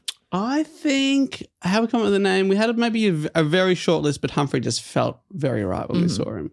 Anything to do with B Bear or B Flaubert? We liked the name, but then we thought he does look like a bear. So his full name is Humphrey Bogart Bear. Ah, the Beast of Bogart. Yeah. That's nice. But then that's not what we call him Humphrey when we're out in public. Yeah. When we're at the park. Humphrey. Or when he's in trouble. Yeah, Yes. exactly. Humphrey Bogart Bear, look at me. But he's, and I think this is how we got to it. It was Humphrey Doo, Doody, Doody. That's his name. But then, That's good. but then there's a bunch of other names. Doody McScruff. You and Jocelyn Kravitz are the same person. Yeah. The boy, I'm going to Yes, guess the boy. Jocelyn is 34 years of age. little man, Double, Yep. Doubly, Dub. All of this makes Like perfect there's sense. so many. Am I right in saying it's a millennial thing, or is this like I think it just- older and younger? It's just a dog person I think it thing. happens with dogs. Right. Maybe cats as well, but Yeah, I think I can't Pets. remember my parents ever doing with our dogs growing up. That was Yeah. just that was their name, and that's what you call them. But Yeah. like now, yeah, but your parents had not your parents, your parents had no sense of whimsy, you know? They weren't having fun at home. we named We're our dog- having fun. we named our dog Pete. Yeah. Okay. That's a great name. I was 10 and wanted to name him Spud Gun, but no one listened. Fuck That off. is really Spud good. Gun's so I much thought it was better. so funny. Spud Because then you Gun's just great. call it Spud. Yeah, Spud's a great Spuddy. name. Well, I just found the I had list a of Spud gun when I was a kid. So good. Probably good. And then I'd be like Tater Tart, Yeah. the Tot. Toddy Goldsmith. Yeah, Exactly, exactly. Goldie. That's what happens. Yeah, that's Yeah, yeah. It just happens. You don't do it on purpose. Smithy, Norm. You can't Cheers. Everybody knows your name. Namey. Name. you can't manufacture it, it just Your happens. dog's name is name. Well, my dog's really, name? it's Spud Gun, but let me tell you how we got to name. Yeah. I just found that this is a list from November 2020 of dog names that we were running through. Oh, right, great. Sonny was up there. Good name. Chip or Chippy, I like that's a good dog which name is too. great because he loves chips. Chippy. Bug, Orby, Goose is on there. Tugger, Eddie, Kip or Kipper. Kip is good. Tugboats you love. Chip Love is good. tugboats. Chip's cute. It's that's what Danny Frawley's nephew's nickname was Oh, it's in good. footy because Danny Frawley was Spud and his nickname was Chip. That's great. Bit of fun. That's cute. Chip off the old Spud block. That's nice. But we went with Goose because it was a name both of us liked. And then one day Aiden said, I just feel like if we named him anything else, I'd always think he could have been a goose. And then we got him and he's a silly goose, so it works. But anything with like an ooh sound, we call him. So like it's goo, gooey, gooby, boy. We call him boy a lot. Goose 2, the secret of the ooze. Yeah, that's right. Bubba. Oh yeah. He responds to that one, which is very cute. Bad boy Bobby. There's something else as well. Oh, Mr. Pogboo is what Aiden calls him. So lots of different names. It just happens. I think it's similar to footballer nicknames. Yeah. So put it into terms you understand. Well, because I was just thinking Chips another like there were 2 Fishers on the Saints lists for a little while in the mid 2000s ish, and one of them ended up being called. One was Fish, and the other was Chips. That's good. Yeah. That's cute. Bit of fun. Bit of fun. Yeah, it just kind of happens. But yeah, to each other, it's just like, have you fed boy? Oh yeah. Have you fed the boy? Yeah, the boy has been fed, you know? Yeah. He doesn't respond to boy, but any kind of goo sound, gooey is the main one. He'll Yeah. respond to that. Nougat. Nougat. Oh. Humphrey Nougat. Oh, that's good, actually. There was a while there That's where I their was kid's calling name. Is yours a boy or girl? boy, Okay, they'll probably I have to adopt, which is fine. which they're absolutely up for that. We've already talked That's to them fine. about it. Yeah, it's great. What would a combo of your two dogs look like? Oh, fucked, to be honest. Which bits do you? Do you reckon? Is it known which bits will be the dominant bits? You know what I mean? No. Oh, I don't Or know. does it turn out sometimes it looks like a big Frenchie because Humphrey's big, or sometimes like a Frenchie-sized furball. Oh my good! I Poodle. just googled. This is a Frenchie doodle, which is a Frenchie with that exist? with a poodle. Oh, It's yeah. very cute. It just looks like a doodle. It's like it goes There's back. no Frenchie in But that. then there's also Goes this back to a one. This poodle. one is this. Oh yeah. Oh, that's like a long-haired Frenchie. Oh, okay. Yeah. I've seen those before. I would guess, because Goose is fairly big for a Frenchie anyway, I would guess it would be still look like it would have the ears of a Frenchie, but it would probably have more like the doodle hair. right. which is good. Yeah. You love doodle hair? Yes. I Got think him. if I was gonna, Matt, I'm more of Matt. a Brazilian. Matt, we got him. You got him, He Wrap loves, it up. he loves doodle hair. mate. Come on. I can't get enough. Come on. It doesn't shed. Bit of fun. Anyway, does that answer that question? I think it does. I believe it does. Thank you so much, Jocelyn. Let us know if you are exactly 34 years old. The next one comes from David Malofsky, aka the man from A Place to Hang Your Cape. David's title is Blind Billy Club Bearing Breaker of Bones, and he's offering a fact writing. My all-time favourite superhero is Daredevil, and this year marks his 60th anniversary. So I've thought I would give some facts about the Man Without Fear. You can decide whether they are fun, grim, or marvelous. Okay. Created by Stan Lee and Bill Everett in 1968, Daredevil's early issues featured a yellow and red costume, also called the mustard and ketchup costume. It wasn't until issue 7, penciled and inked by cartoonist Wally Wood, that the iconic red suit made its debut. I'm sorry, Wally Wood? Wally Wood. That's awesome. You are entering Wallywood. Wood's distinctive visual style, including the character's iconic horns and Billy Club, has become synonymous with Daredevil. Despite his significant contributions, Wood has unfortunately never been formally recognized as a co-creator nor received credit in subsequent film and television adaptations. Seems to be a recurring theme. Yeah. Yeah. That'd be like if you make significant changes to a thing that's already existing, they're like, oh, you didn't create it though. Yeah. You just turned it into what we all know it as. Yeah. Different. You just made it better. One of my favorite Daredevil moments comes from Charles Soule's 2016 run. In a particularly amusing scene, everyone, including the Avengers, has forgotten that blind Matt Murdock is Daredevil. During a team-up with Captain America, Daredevil encounters a bomb and asks Cap over the comms how to disarm it. Cap casually suggests cutting the red wire. Daredevil sighs and in the next panel tosses the bomb off the roof into the Hudson River. Bit of fun. Because he can't see red can't see the red. or at all. I hope some of that qualified as fun and can't wait to see you guys in London. Can't wait to see you in London. Which we might have already seen you by this point. What I a believe. pleasure to have already Great to seen see you in again, London. David. But at the time of recording, we leave in a week. That's right. Oh my God. We're very excited. Thank you so much, David. Jess, do you want to give that fun or non-fun? Yeah, fun. Yep. There was no grimness there. Dave, dull or no dull? Yeah, I don't think I was grim that Wally Wood never got the credit he deserved. Oh, yeah. but- That wasn't really up for you to say, though. I'm the grim guy. You're the dull guy. Oh, sorry. Dull. I've had dare you step on my toes like that. Dull. Dave, are you apologising? Or if that's what you're fumbling about, get it out, mate, because I'm about to have hurt feelings. Let me just say, this conversation has officially turned dull. Matt, do you want me to beat him up? Yes, please. Okay. Pow. Wham. Thwack. Thwack. Bonk. Jizz. Final one this week I comes from bonked him and he jizzed. Dave Loring. And Dave has the title of Gentle Giant and Provider of Exceptional Hugs. And is offering, maybe this is the first time we've had a clarification. Okay. Reading. Hey, pals, my last fact. This is the second one that's been referenced something from a previous fact quote or question. Yeah. And I don't know if you're like me, but my memory is bad. No, I'm notorious for my very good memory. We're lucky to have Dave here. I've never forgotten a But it single sounds thing. like David's about to sort of remind us anyway. Hopefully. Oh my God, yes. Okay. My last Fat Quarter question submission covered a fun incident involving the police arresting Margaret Pomerantz. That was so good, even though I said her name wrong, Pomerantz. And that's since come into our lives.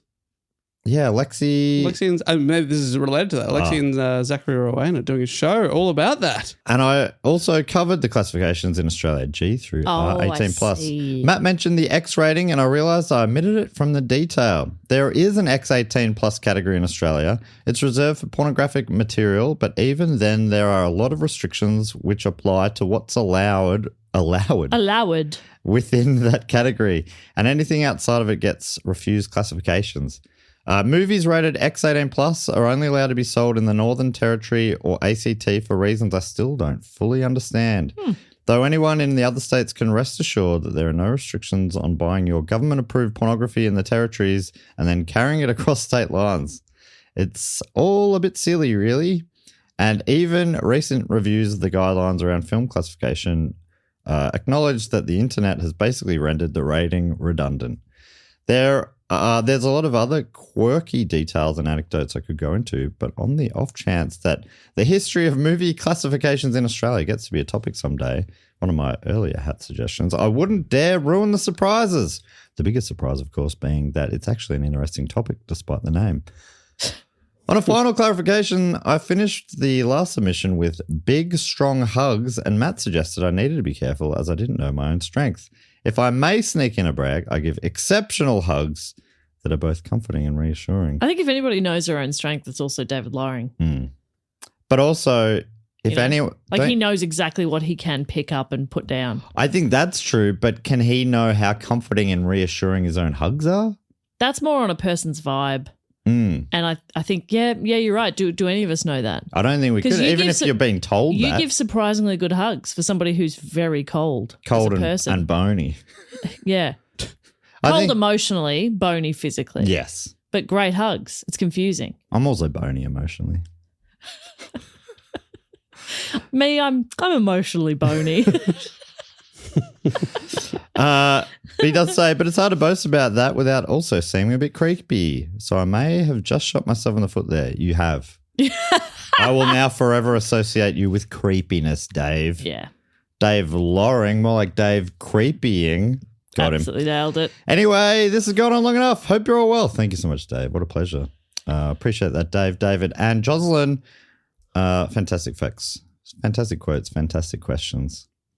The next thing we like to do is a shout out to a few of our other fantastic Patreon supporters. People in the car just didn't hear Matt for a bit there.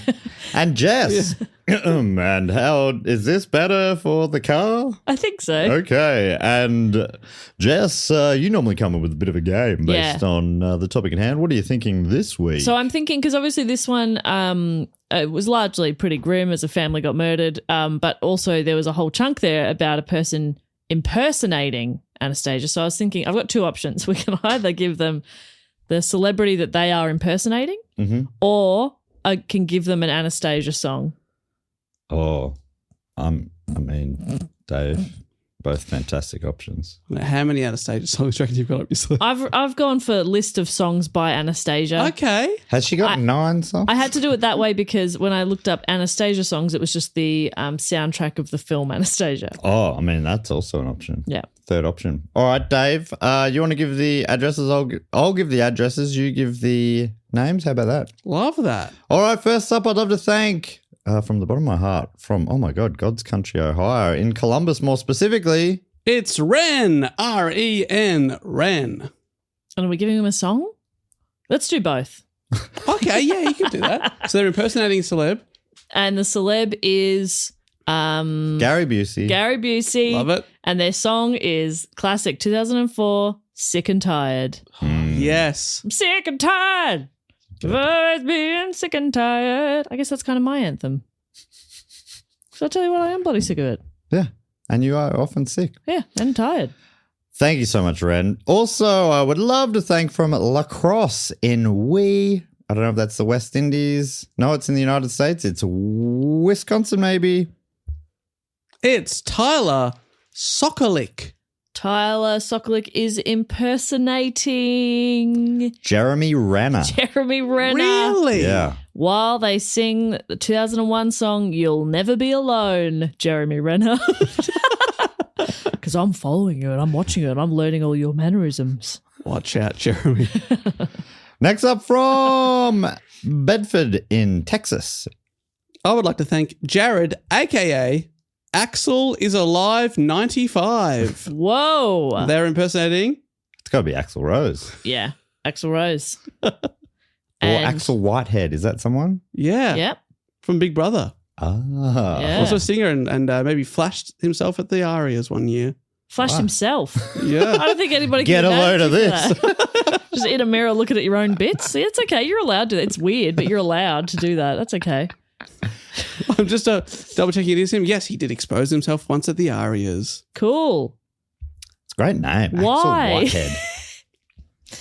He concedes he'd had a few drinks the night of the 2006 Arias. 2006. It was a peak Different time for time. flashing. Yeah. We don't flash now. No, I don't think. We're beyond flashing. Mamma Mia counts 1.3 million people were tuning in from their lounges at home. Then, without comment or warning, Whitehead exposed his penis and simulated masturbating onto the trophy. Oh my God.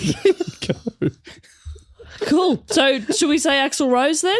Yeah. Axl Rose. I have He's a funny also feeling not he's with- done some crook stuff, but He's also not that controversy for sure. And Axl Rose is being impersonated and singing what song? One Day in Your Life. you will expose You yourself. will expose yourself. Next up, I'd love to thank from London Town in England.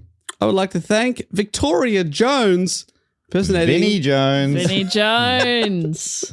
Only has to change a few letters, I guess.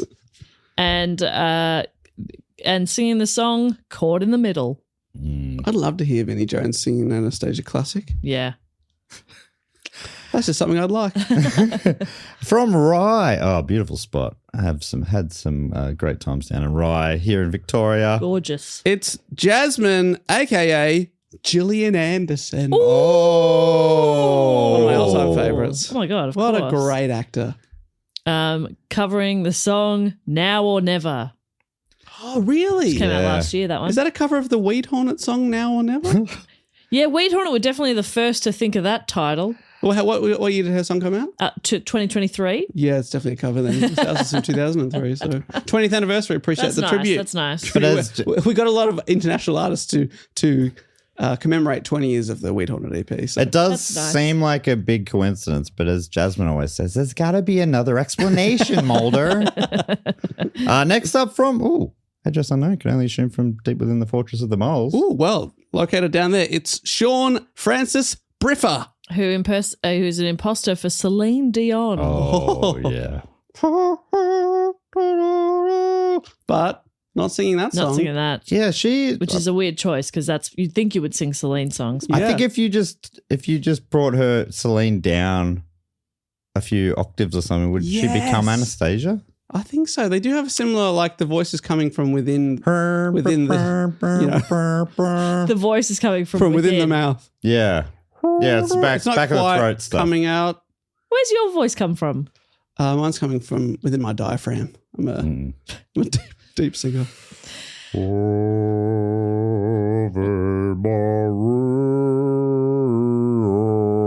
That's how I'd sound if I sang from the back of my throat. That's great. That's nice. And they're singing the song Paid My Dues. And Celine has. Yes. D-U-E-S. D-U-E-S. I just thought that. Dues. Dues. Pay my Paid my dues. dues.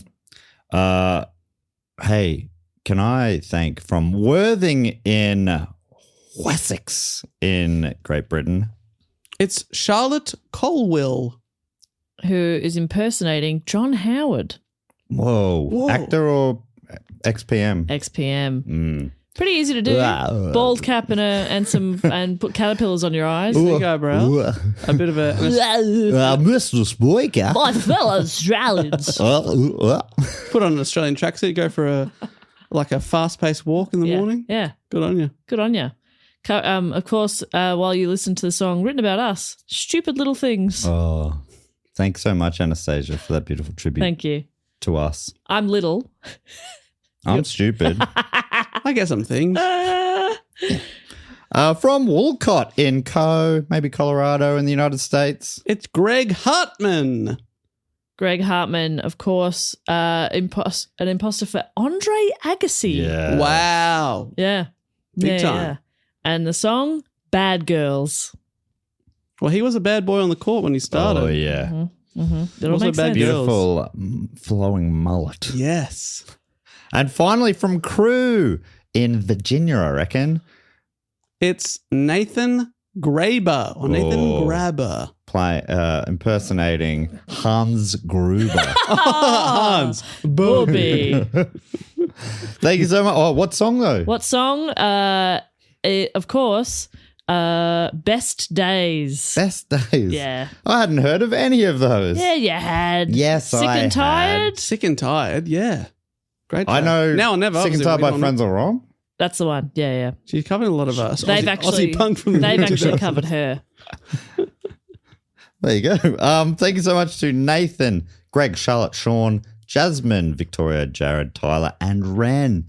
And the last thing we do is welcome some into our Triptych Club. We've got 2 inductees this week. Dave will explain what it's all about. This is our Hall of Fame / Clubhouse where we initiate the people that have been supporting the show on the shout-out level for 3 consecutive years. They've never jumped off. And They've in that, never jumped off. Never jumped off. They've continued to support us. That does make it sound like they're standing on a cliff. Yeah, but they've got And great balance. But they love it there too. There is a cliff, of course, in the Triptych Club. There's everything. Yeah. I mean, there's What air do you want hockey, that's there? ice hockey, there's a cliff, there's cliff diving, there's a fountain. We've got that Las Vegas dome. Oh, yeah, the sphere. Mm-hmm. And that helps us, like things that we haven't thought of, we just make that look like those things.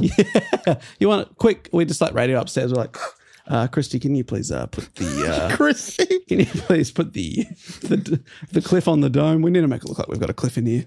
Cheers, Christy. And then she puts up Cliffy, the old guy who ran in boots. I'm like, no, Christy. We meant like a mountain cliff, cliff edge. Thanks, Christy. And then she puts Cliffy on a mountain. Chrissy. Take Cliffy off. Jesus It's not Christ. about Cliffy. That's not about Cliffy. Legend. But we don't need to put him up there because we've got real Cliffy. And then in. she puts Clifford the big dog. Oh my We have to fire Christy. Oh my god, yeah, because then it's Cliff Richard. It's awful. Yeah. Cliff Burton. Are you taking the piss, Christy? Come on, have you seen a cliff before? Because I'm about to push you off one. Cliff Notes. Is that anything? Is it? Yeah, it's a thing. That exists. Treble Cliff. Is that anything? Yeah. So we've got 2 inductees this week. But before we get to them, Jess, you're behind the bar? Yeah, I've got vodka. That's Russian, isn't it? Yeah. Yeah, Can be. beautiful, lovely, and is it a good one, or are we talking like a very cheap and nasty? And you're mixing Sorry, into a cocktail? You or just said, I think what you were saying was, is it a good vodka or is it cheap enough? But you sort of said, you're cheap, is what you said. Am I cheap? Sorry, did I say you're cheap? Did he stutter? It's a middle of the line vodka. Right. Okay, it's pretty good. Grey Goose, something like that. Yeah, it's a Grey Goose. Is that middle of the line or is I that don't top know. of the line? I don't know. I'm sure that it depends where you're looking, I reckon. Grey Goose is Yeah. pretty good. Yeah. I think it's pretty good. Like for me, that'd be like probably the best vodka I've ever had. But then, people on top of the cliff with Cliffy, Yeah. they're like, what? Grey Goose? Grey Goose. Disgusting. Middle of the line. Yeah. But for people like Jess, it's very cheap. Very, very, Very good stuff. Special Very good. occasions. I got the Dan Aykroyd one as well. Didn't he have one in a skull? Yeah. So I got that too. Is Maybe that, you called happy? Crystal. Yeah. Okay, now. Yeah, that's pretty good. And Dave, have you booked a band? You're never going to believe it. I mean, there's one. Imagine if it's. I mean, Jess and I are probably thinking of one in particular, and we'd be so excited. But anyway, Yeah, let's see. don't want to spoil it. You are absolutely thinking of this artist. It is the band that I've been playing in. Long Legs are here tonight. Whoa! How'd we get them? We got long legs? It's a warm-up gig, actually, because for people who don't know, earlier in the year we had Tom Mitchell, who was the singer of Weed Hornet, come on do a Patreon episode where we listened to our EP from 20 years ago, the Weed Hornet EP. And then from then, Tom was like, he still makes music. He's got a solo act called Long Legs, but he needed a live band. So he invited me to, hey, should we get the band back together, basically? So I've been playing bass with him for the last few months. And we've got our first ever gig this weekend. Whoa. At the time of recording or No, at the time of release. I have timed this well. I think. That's Well done. exciting. Yeah, that's right. Are you inviting me and Jess? Because I'm pretty sure this is the first we've heard of it. Yeah, well, it's only just been just been locked in because it's a while away at the time of recording. But it's on this Saturday night, November the 23rd. We are playing at Revolver, baby. So Sick. within a few days of you getting back from a UK tour, you're then playing a gig. Straight to the stage. Jesus. That's right. I will be under rehearsed. So go easy on the bass player. Are you bringing the bass on tour? Yeah, to practice. Absolutely. Yeah. Yes. I'm doing a show in Edinburgh that day. Oh, you'll still be away. You dog. We'll be able to You link knew it I up wanted there. to- You Should we knew link I it up? wanted to be there. Yeah. Like, we'll be live at your gig, then you'll be live at our gig. Yeah. We'll just play each show in the background. Well, Christy, can we get Matt on the sphere? So anyway, it's our first ever live show. So if you're in Melbourne, why not come along? So fun. Be a bit of fun. All right. Here are the inductees. We got two, as I said. Dave's on stage. He's hyping up the crowd. Everyone who's ever been admitted to this point, which I believe is like maybe 1,000 people, they're all there. You're just getting a bit packed in here. But that's why we're always expanding. That's why we got the sphere. We might need an extraction fan because everyone is farting. I think the capacity of the sphere alone is quite a lot larger than that. I think everyone's got space. Okay. But But unfortunately, I've everyone been to the sphere. have you farted in the sphere? I have farted in the sphere, and you're telling me about the capacity. Well, you were just saying that it's over capacity. I've I'm been saying there. we've got the sphere. Like, I've farted. I haven't asked you about the fart. Was it? Did people notice? Like people around? Did you have to do that thing where you were like, first to yeah, try and be yeah. like, oh, it wasn't me, I'd and then like- yeah. pulled your shirt over your nose. Once I started to see people looking around, I'd do the same. Just look around like, Oh, disgusting. is this part of the show? This lady in front of me here, she did it. Oh, I knew it was a sight show. I didn't know it was a smell show. oh, lady, you've got a problem. That's disgusting. You need to see a doctor. That's what I said. Medic, we need a medic. This woman farted. This woman's dying on the inside. Quick. We need a vet. Someone's crawled up and died. This woman's I ass. just can't believe you farted in the sphere. That's awesome. It's so cool, man. It's honestly so cool. And at the time, the sphere was looking like a big egg. So it made sense. It actually made a lot of sense. It made a lot of sense. Well done, fart. I think you got away with that. Yeah, okay. So we got two names. Dave's up on the stage. He's hyping everyone up. Just hypes up Dave because his confidence is low based on how he's pretty mediocre at this. So first up, two names. Here we go. If you hear your name, run on in and join the party and hang around for the after party with long legs. First up from Address Unknown. Can I show him from deep within the fortress of the moles, please? Welcome in Duke Triceratops. Duke Tricera, top of the pops. Woo! More like Triceratops. And from Yeah, I'll allow That's that. not bad. I That's will not bad. allow that. Normally, I'd murder you for that, but that was pretty fun and a nice little callback to earlier when we were in the spa. yeah, That was nice. that was on this though, wasn't it? I think so. And finally, from beautiful neck of the woods, head up the Ernst Wank Road to Narre North Victoria. I laugh at that every time. Every time. Welcome in, Catherine. Catherine, more like chin chin chin to you. That rhymes with Rin. Catherine. Catherine, Woo! chin chin chin. Chin, cheers, and chin chin. Welcome in, Catherine. Chin And- chin. And the Duke. The Duke. That brings to the end of the episode. Anything we need to tell anyone, Bob, before we go? We love you, and you can suggest a topic. There's a link in the show notes, which is also on our website, which is dogoonpod.com, and you can find us on social media at dogoonpod or dogoonpodcast on TikToky. Tiki-toki. And that's where we belong as cool millennials. Like, that's totally our area, and we dominate the space, and we make it ours, and it makes sense that we're there. You know, millennials are now being, you know how Gen X people would correct people online, be like, I'm not a boomer. I've Yeah. started seeing millennials have to do it. I'm like, it's so funny how it's just everyone's boomer now older than Gen Z, which Yeah. I think is fantastic. Yeah, it's good stuff. It feels good. Feels right. Feels good to shop for jeans the other day and be like, I know really wide leg jeans are in, but I look stupid in them. I need something slimmer. I'm sorry. I'm sorry, young person working here. I know it offends your taste, but I look stupid in those jeans. Anyway, so thanks for listening. And Dave, boot this baby home. Hey, we'll be back next week with the number one most requested, most voted for topic of Block 2024. I'm so excited. I can't believe it. I can't believe it either. I'm not ready for it to twit. I hope you can believe it, Matt, because you are writing the reports. Yeah, I hope you've done it. It's a big one. Yeah, it's a whopper. So we'll be back then. Thank you so much for listening. And until then, we'll say thank you and goodbye. Later.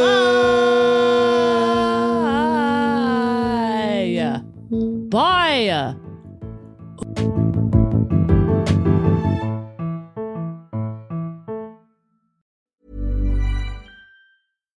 Holiday shopping is here, and Amazon Live has got you covered. Shop for the perfect gift from the comfort of your home with Amazon Live's shoppable video experience. Discover the hottest products from influencers and shop while you watch. This season, join Candy Burris from Real Housewives in her holiday Amazon Live series, Generation Face Off, where Candy, her mom, Mama Joyce, and daughter Riley share their favorite stocking stuffers and go-to gifts across fashion, beauty, and more. Watch and shop new episodes of Candy's series Generation Face Off now by going to amazon.com/candylive.